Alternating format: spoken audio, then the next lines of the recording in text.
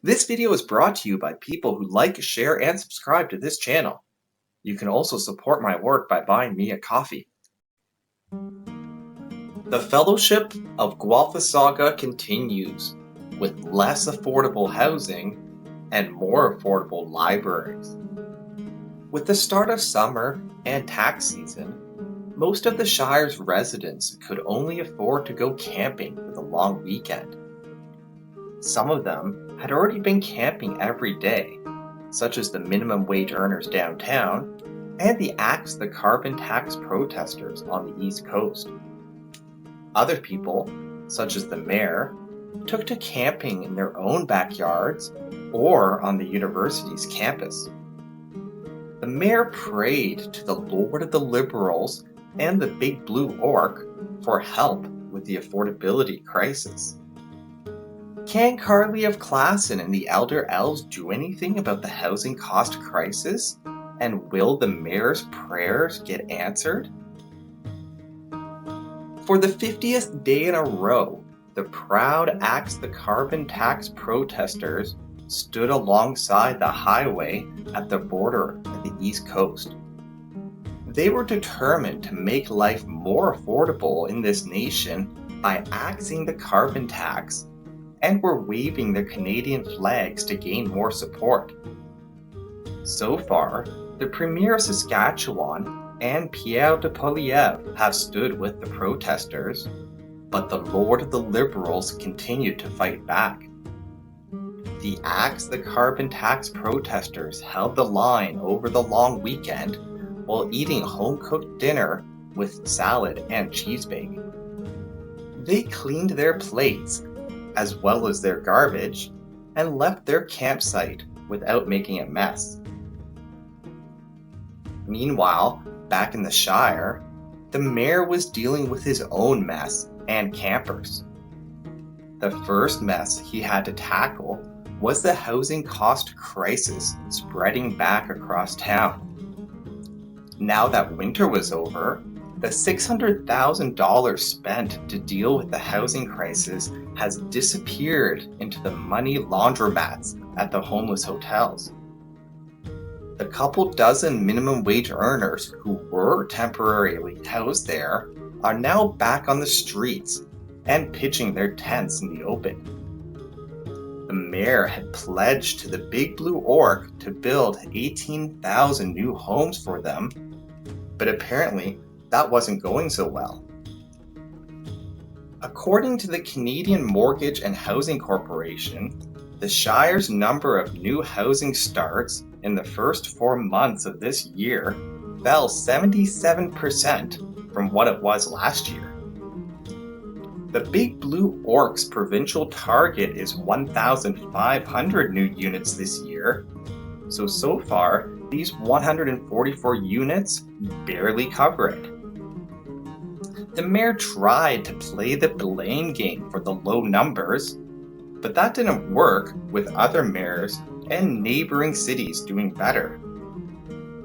Both Lethbridge and Edmonton in Alberta had triple-digit increases, with Lethbridge increasing their housing starts by 298%. Even the neighboring towns of Kitchener-Waterloo had only a drop of 6%, instead of the 77% decrease in the Shire. All the mayor could do was hang his head and pray to the Lord of the Liberals and the Big Blue Orc for help. However, the mayor did get a reply, but not from the people he was praying to. Some financial relief did come to the Corporation of the Shire, with $2.5 million already being raised towards the new library.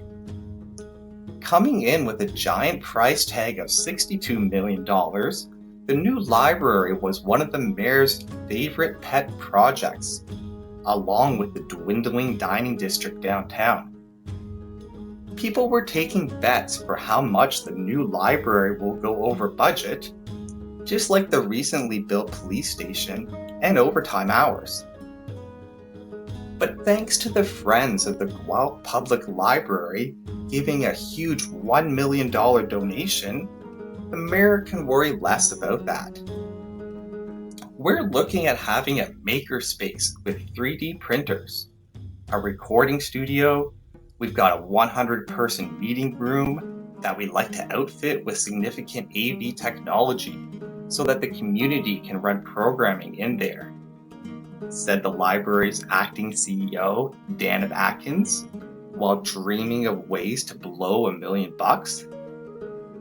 If all goes according to plan, the new library and parking structure will be complete by December 2026. The mayor had a mess on his hands from the ongoing housing cost crisis, but that wasn't the last of his problems. There was still the growing tent encampments ruining the view from his office window downtown, as well as the view from the ivory towers in the south end of town.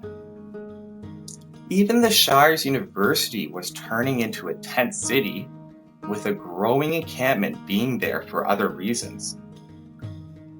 Directed by a group founded only a few months ago, this group of university staff, students, and faculty were protesting for Palestine until their demands were met. They've taken over Branyan Plaza and trashed it with about 20 tents surrounded by a fenced-off area. We're not going to stop until we have our demands met, they screamed. The Sunshine Listers in the university's ivory tower watched as their end of town also transformed into a tent city. They said they're monitoring the unauthorized encampment in accordance with university policies and have contacted the individuals to kindly remind them of campus policies. But that empty threat likely fell on deaf ears since the tent city remained there.